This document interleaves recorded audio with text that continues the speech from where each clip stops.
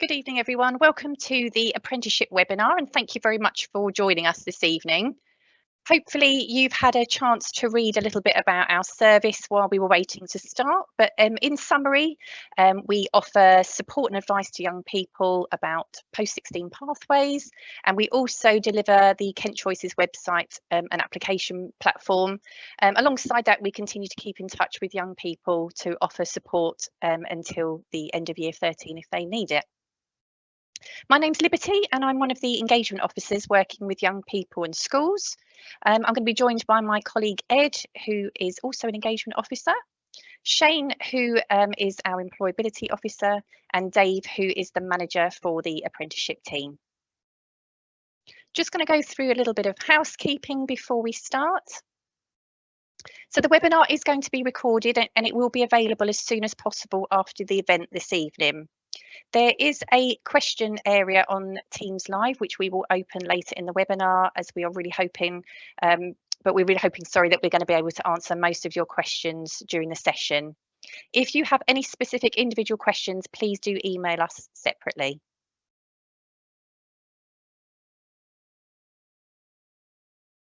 So we are going to go through a few of the facts for apprenticeships. Hopefully we will be able to answer most of those for you. So thinking about what is an apprenticeship, where to find them, how and when to apply, and why choose an apprenticeship.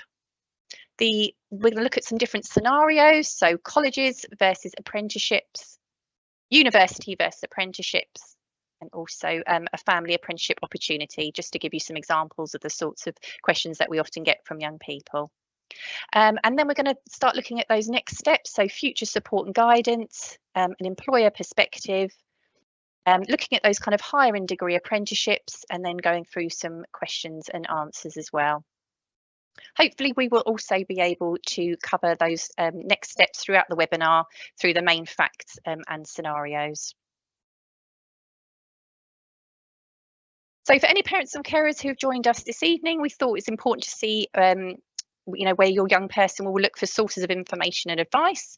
You might be surprised to see from this recent youth employment census that over 73% of young people actually look to you for this support.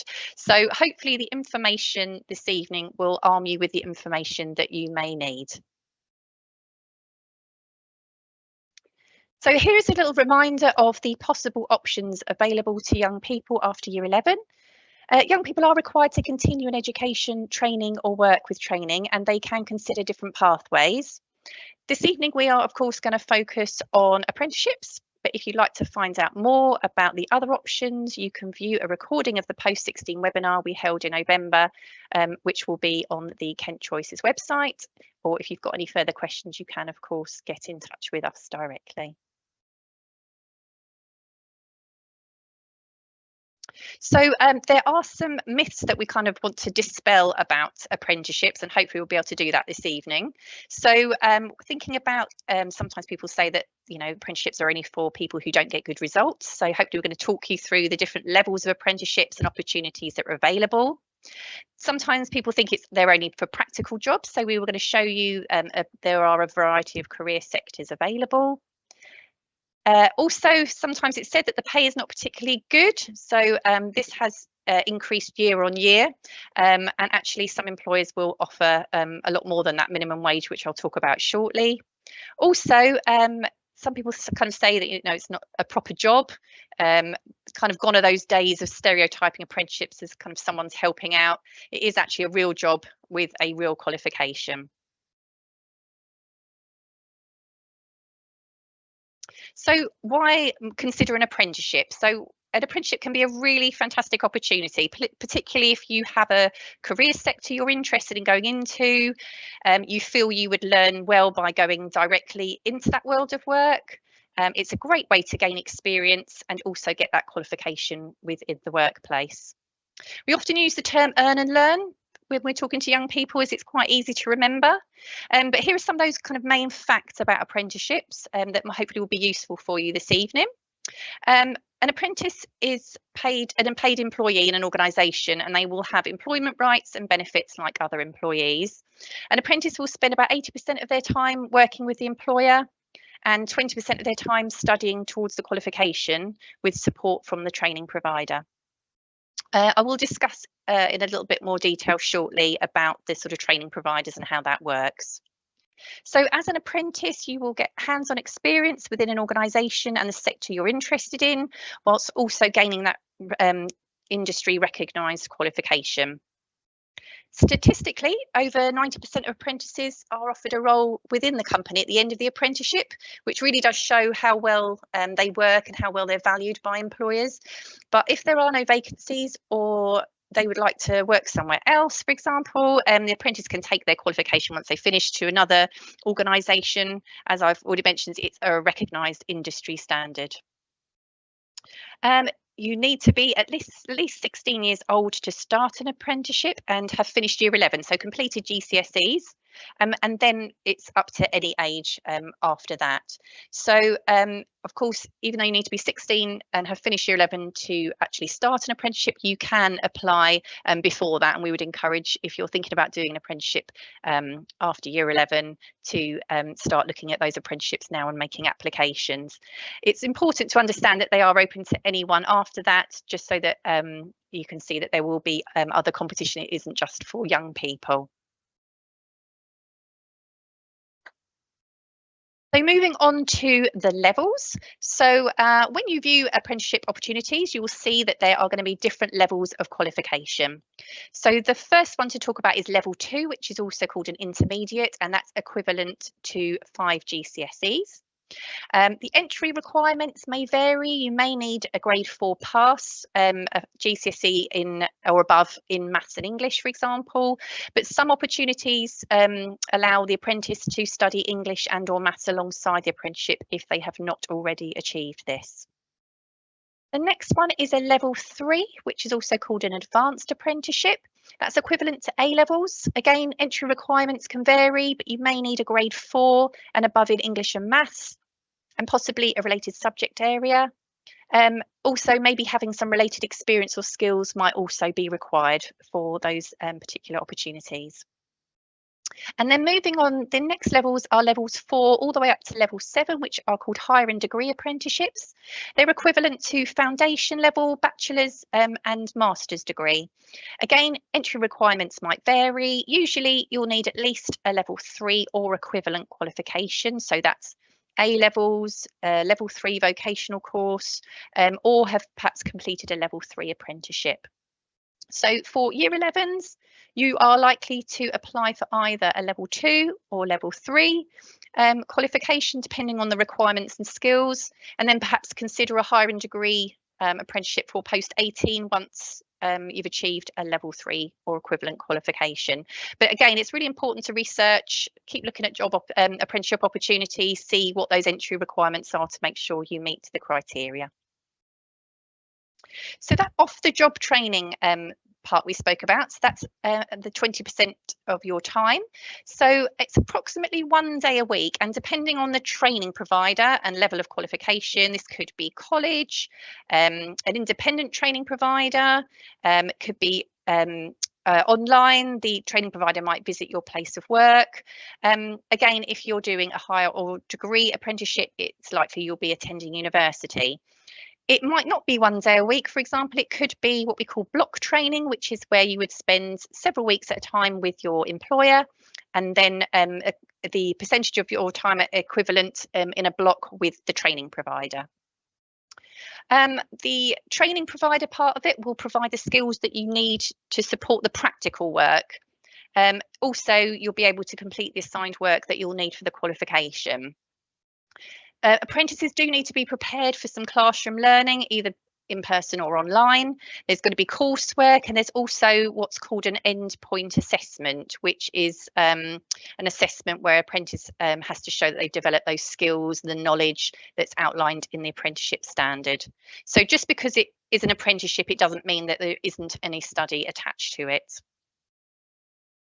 So thinking about what you might gain out of an apprenticeship, obviously money can be quite important for a lot of people. So thinking about the minimum wage at the moment is £6.40 an hour, and that's for a 16 to 18-year-old.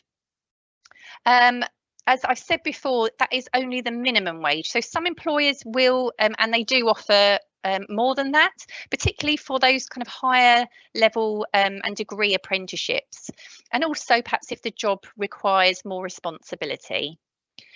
It's important to remember you're also getting that qualification out of this and getting paid at the same time. And also this can make some apprenticeships very competitive. So if we think about those higher in degree ones, where obviously you're going to come out the end of it with a qualification, also no debt, but you will be getting paid alongside it. So it's really important to put yourself in the best position for that competition. Alongside the pay, obviously, as an apprentice, you will gain those really invaluable skills and experience. You'll be getting that recognised qualification, the benefits of being an employee, and also, really importantly, meeting professionals in industry and making those contacts for the future. And now I'm going to pass over to Ed, who is going to discuss career sectors and where to look for apprenticeships. Thank you, Liberty. Yes, so I'm going to just go through and highlight the wide range of industries that are available to you. So again, dispelling some of those misconceptions, those myths about apprenticeships, you can see here the wide range of opportunities that will be and are available to you. So from construction, catering, hospitality, hair and beauty, sport, law, armed forces, marketing, and more. So there's so many opportunities out there for, as Liberty says, young people, but anyone above the age of 16. Now, of course, these opportunities can and will be impacted by factors like your grades, your location, and potentially your age as well. So there will be some limits of opportunities based on those things, but they are all available to you. Now, there are lots of tools, resources, platforms that can support you. One of those is Amazing Apprenticeships. What they have designed are some what now slides and tools that you can use to help support you in picking that next hopefully apprenticeship. So what they do is they link them to subjects. So if I show you into more detail here, if you go to Amazing Apprenticeships, you can go to the What Now guides, and they can talk through maybe some of the subjects you've picked for GCSE or that you've done that you have a passion for, and they will highlight some of the apprenticeships that are available linked to those subjects. Amazing Apprenticeships, though, isn't the only place to look. There is a wide range of resources and platforms available to you, including, of course, Kent Choices. Now, Kent Choices platform will take you directly to the government website. So Kent Choices and government website are linked. They're going to be the similar, if not the same, opportunities on them. Amazing Apprenticeships are fantastic for post 16, but also post 18. So we're looking at those higher and degree apprenticeships that Liberty mentioned earlier. So those level 4, 5, 6, 7s and above. Those will all be shown on Amazing Apprenticeships, but also UCAS. So anyone with that's gone through the university pathway will be familiar with UCAS. They will also promote and show those apprenticeships as well. So that's maybe more suitable for post 18. But there's also Indeed and, again, other resources available to you. Some of those you might need to set up an account, and some of those will just be you can just go and browse at your own leisure. So we know that the process of setting up and searching for vacant apprenticeships can be really difficult and quite challenging at times. There's quite a wealth of information out there. So we've put together some short videos just to sort of highlight and show and demonstrate what the process and how easy it can be. So what you should be doing is, if you're going to Kent Choices, this is going through someone's phone, going onto Kent Choices, scrolling down if you're on your phone. If you're on a laptop, it's far more easier to see.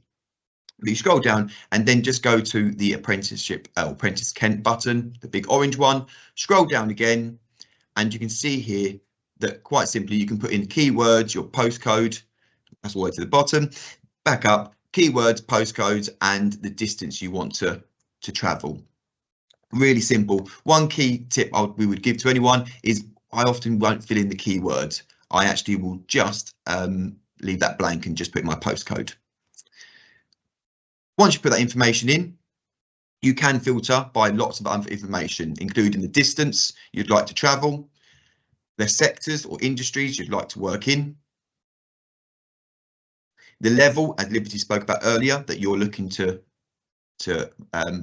reach, and the starting time. Again, you must have completed year 11 and those qualifications. And as I said earlier, you can then just browse through Kent Choices, looking at all these amazing opportunities within apprenticeships. Reminder that these will change potentially on a daily basis, so you want to be looking regularly, and they will happen throughout the whole they work throughout the whole year, opposed to like an academic year, like a school.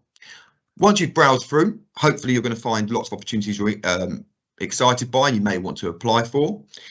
We then recommend, so I've just picked this electrical course. Click on them and then read through this. All of the apprenticeships come in the same way, so they'll summarise at the top. So again, those important things like the wage, your working week, the total hours, how long the course is, so the duration, a possible start date, the level, and all the information about the job. And that, again, they will all look the same as this. So any apprenticeship you look at will follow this trend.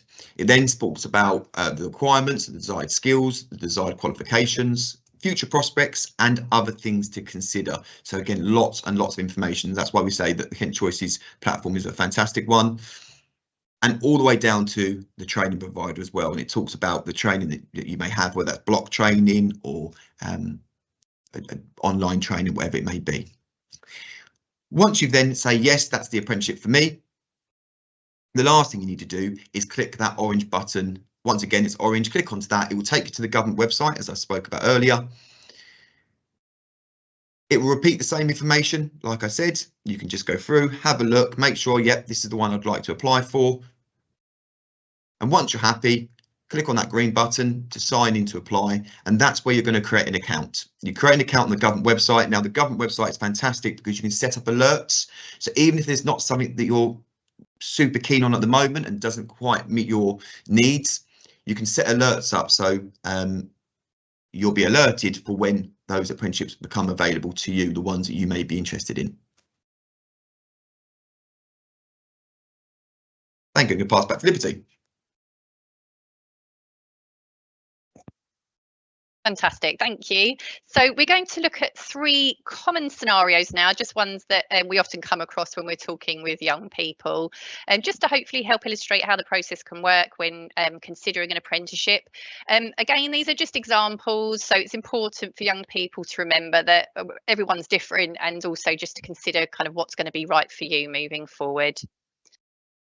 So I'm going to go through the first scenario, which is a year 11 student who is wondering what's best for them. So which is best for me, an apprenticeship or college? So the young person is thinking about, why not going into school? So they have staying on at school. So they have a particular career sector they want to go into, and they want to focus on this rather than individual subjects at sixth form. So as their local college can offer this opportunity through vocational courses, this could be an option, and also an apprenticeship could also be possible to be able to go straight into this industry.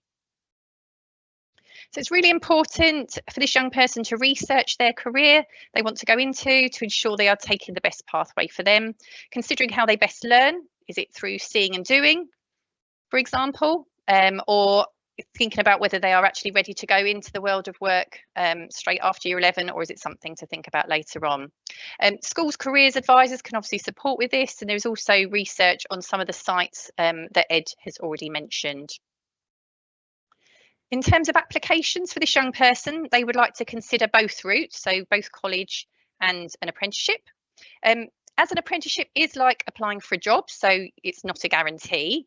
They're therefore applying for college, and also alongside this, making multiple applications for apprenticeships they have seen advertised. They're planning ahead just in case they're not successful in securing an apprenticeship. So getting ready by ensuring their CV is up to date and ready. This young person is ready to make applications for any apprenticeship opportunities that come up. They can also start practicing interview techniques if they're successful and are offered an interview at any point. And then finally, at GCSE results day, as this young person was prepared early on, They've given themselves options when they obtain their GCSE results and can make the right decision for them. If therefore they've secured a college place and an apprenticeship, they can decide between the two, or if they aren't able to get an apprenticeship at that point, they can consider taking that college option. Just going to pass back to Ed. Thank you, Liberty. Yes, so another pathway a scenario that we often see is young people deciding that actually they're going to stay at sixth form and complete their A levels or whatever subjects they may be doing, and are thinking about their post-18 pathway. So this sort of university versus apprenticeship, and we just want to quickly guide and talk you through that process as well. So for these young people, they've decided, as I said, they're going to stay on to complete A levels at sixth form. That also could be done at college as well, but aspire to gain a degree in a particular area. So they already have ambitions. They kind of know that they have the industry in mind that they might want to work in. Now, exactly the same as we would advise you now in year 11, it's about that research. And you can see, hopefully you'll be familiar now with those logos down the bottom. They're the same as we'd recommend now. I discussed earlier about UCAS and Amazing Apprenticeship, particularly highlighting those higher and degree apprenticeships. But all of those platforms are going to be useful and really needed going into year 12. So they begin searching in year 12 for possible destinations. So you're not waiting till year 13 or your second year of college. You are being proactive and you must be looking in year 12. And you're going to gain that support from, of course, the family and friends, your career advisors. So the school or college are still going to have those support networks for you. And as I said, those online platforms. But I must stress that research in year 12 is really important. Now, often when we go into schools and we're talking to parents and carers, we get asked this, university versus apprenticeships, and it's really important that, we can't say what's a positive or negative. It depends on, again, your needs and your wants from those years and those qualifications. So we've just put up there some of the positives or negatives on university versus apprenticeships. The big thing to stress about apprenticeship, if you were going to go for higher or degree apprenticeships, is that there would be no cost of learning on the young person. After that, though, it is really important that during that application, exactly the same as year 11, if you are still unsure about university or an apprenticeship, you are able to apply for both and have those going alongside each other going in towards the end of year 13. So they are unsure in term 1 of year 13, you can apply for both pathways. And again, you won't have to accept any offers until later in the academic year. So similar, exactly the same as year 11, in year 13, you can apply for more than one destination. And then getting ready for any apprenticeship really is that you're looking at potentially multiple interviews. You need your relevant documents, any work experience that you can complete, whether that's voluntary or paid, would be fantastic. There is an aptitude test that will be needed, and at the bottom there you can see the link where you can go and practice that. We'll be shown and practice those that sort of slight exam, so please use that for when needed. You'll need to review offers and then go through the acceptance process. So this is for, again, students when they're in year 13. Not for year 11, they're very unlikely to be an aptitude test. It may be in year 11. This is for year 13, but potentially. And like I said, the link there is down below. Okay, pass across to Shane.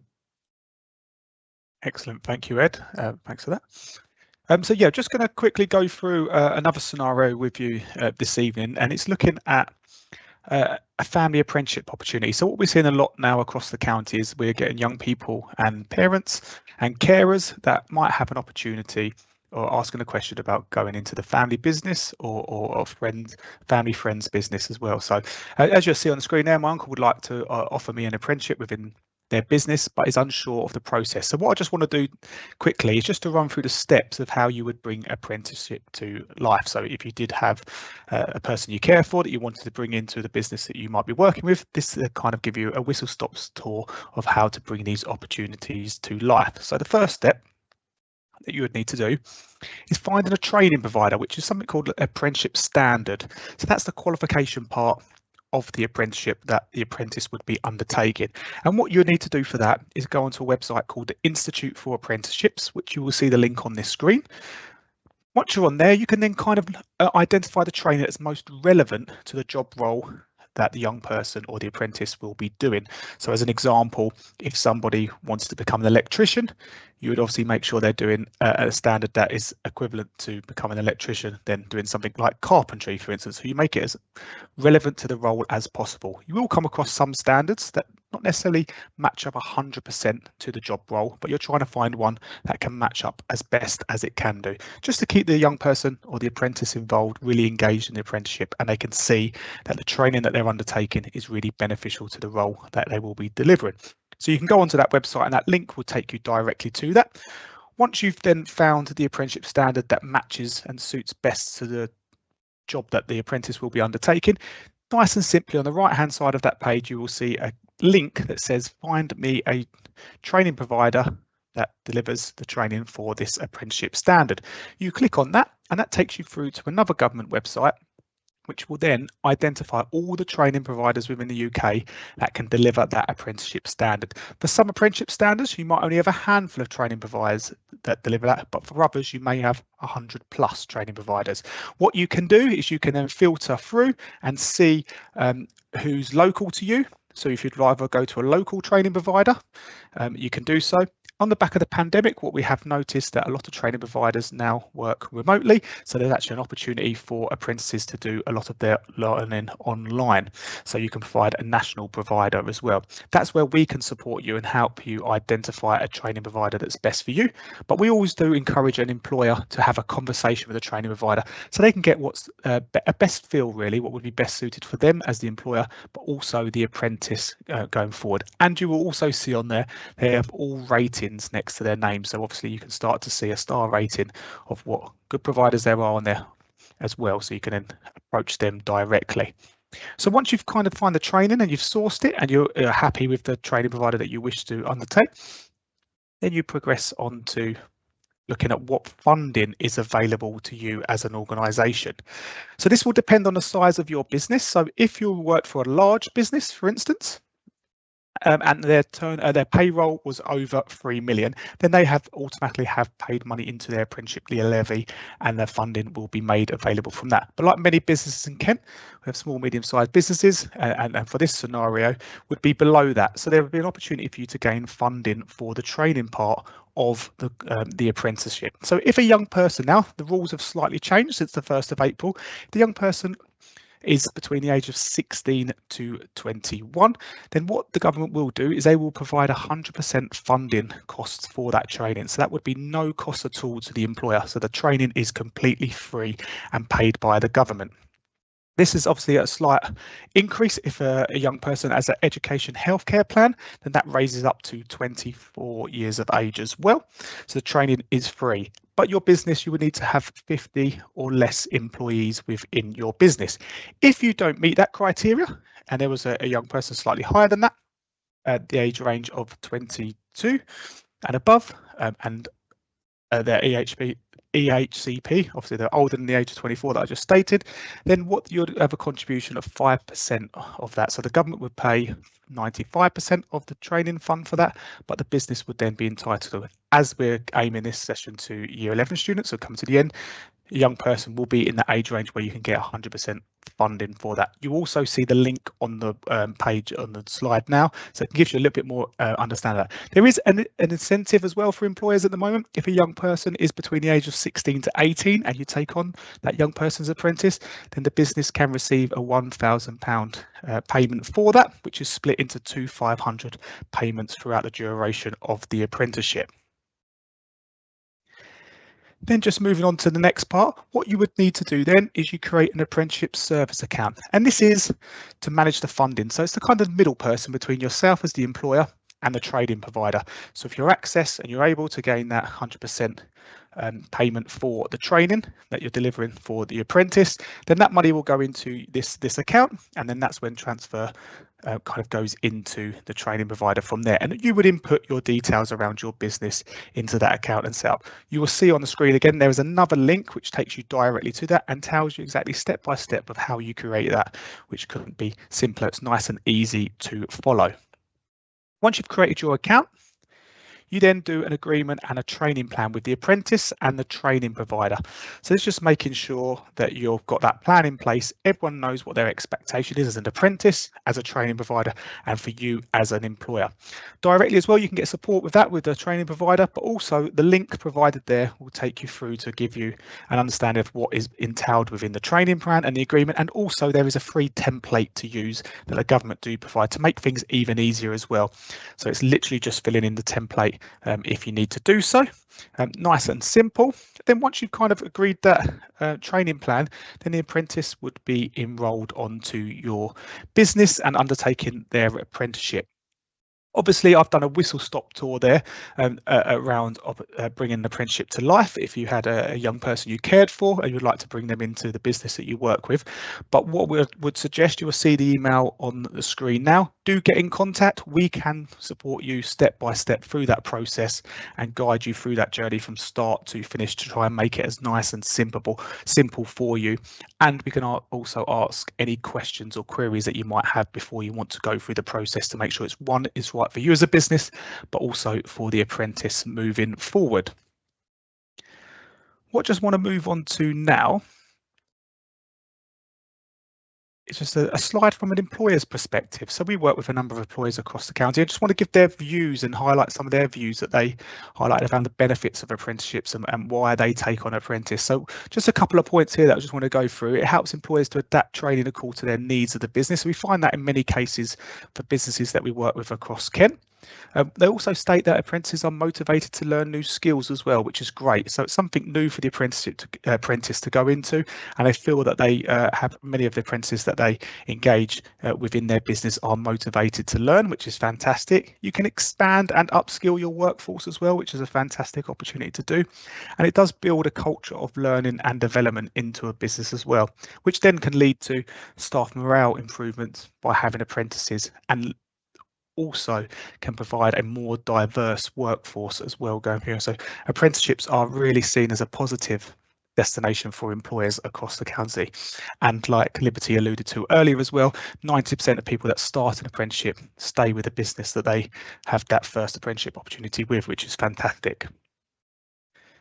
What we're just going to do now, so we have obviously given you quite a bit of information around apprenticeship so far. We're just going to open the question box now. We might answer some of them questions as we go through, but if you do have a question, do pop it into the question box, and then we will come back to that as the webinar comes to a close. So just moving on, what I just want to make you aware of now as well is Kent Supported Employment, which is part of the education people, and it's our specialist employment service. And I just want to highlight it really. It is for if you have, for instance, someone that you care for, or you have a disability or additional barriers and need a bit of extra help to find a job. So this is from 16 plus, then Kent Supported Employment can support you with that. And they can help you find a job, including an apprenticeship or supported internship.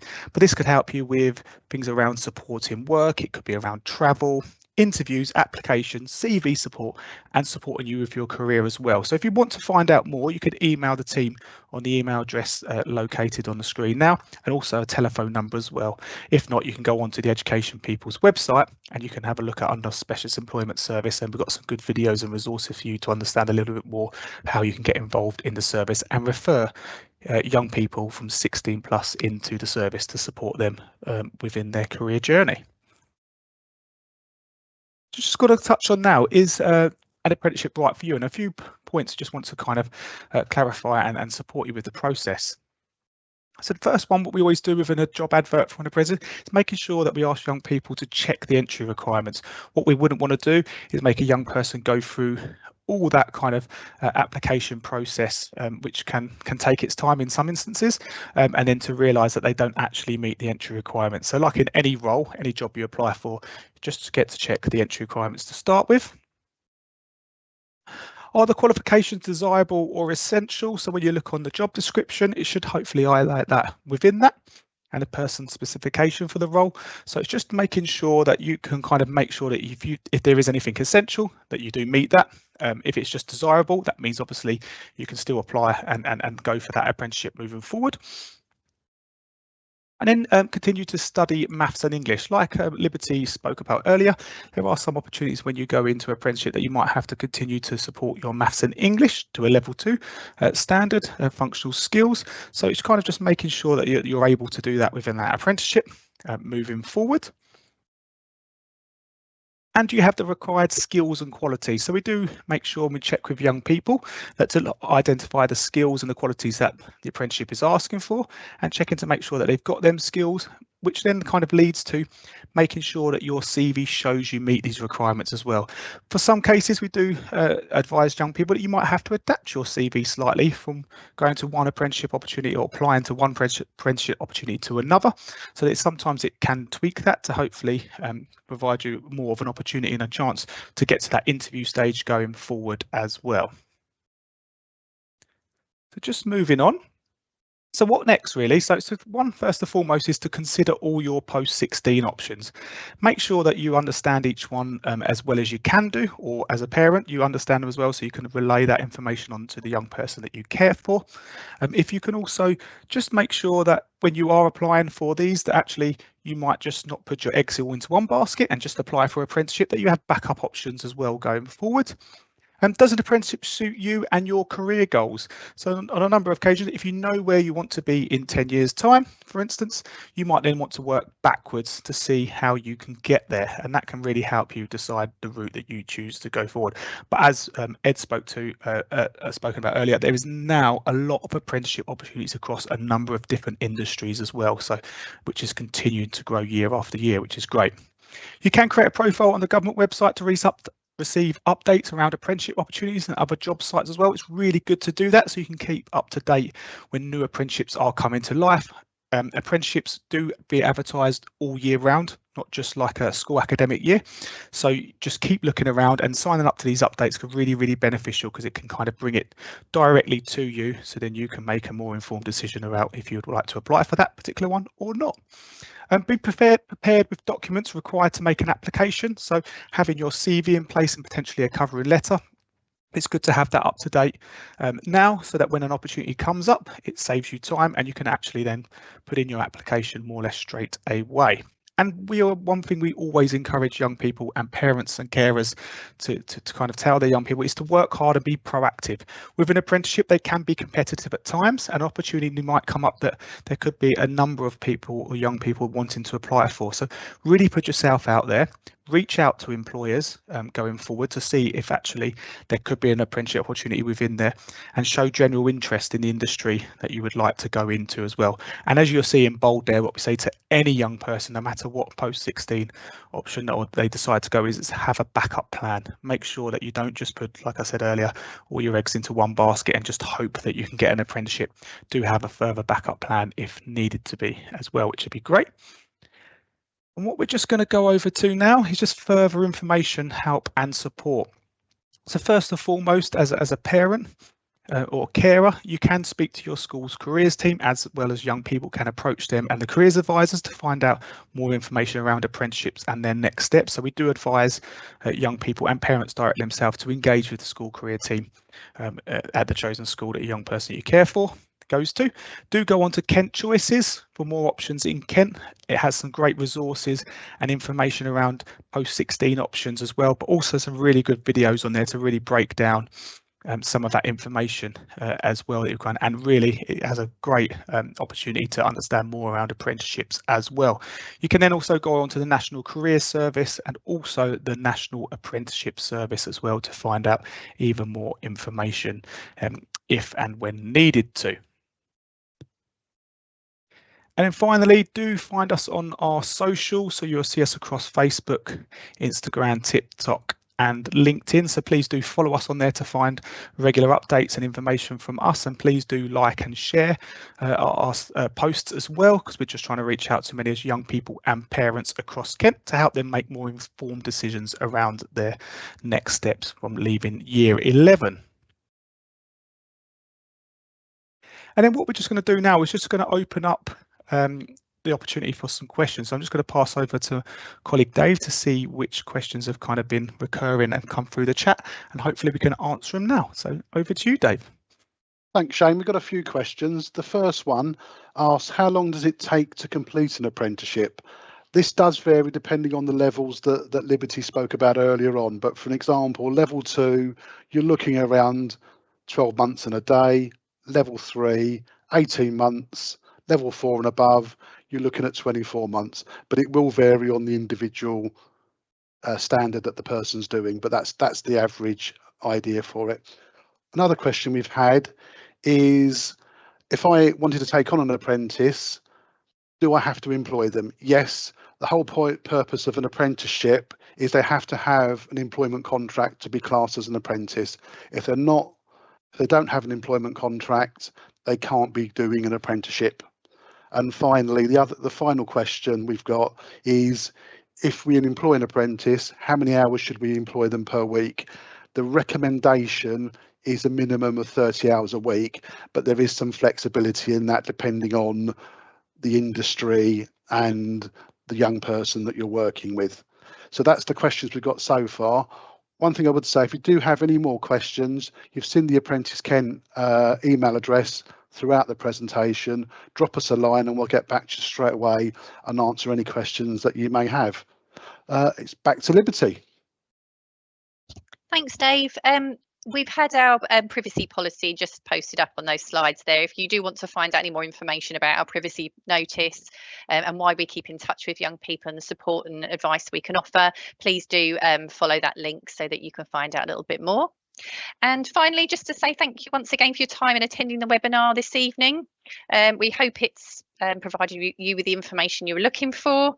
As mentioned at the beginning, the recording will be available as soon as possible after the event on Kent Choices. But in the meantime, if you do have any further questions, you can always get in touch with us directly through the Kent Choices website. So all that's left to say is we wish you an enjoyable rest of your evening. Thanks again for attending, and we'll hopefully catch up with you soon. Thank you.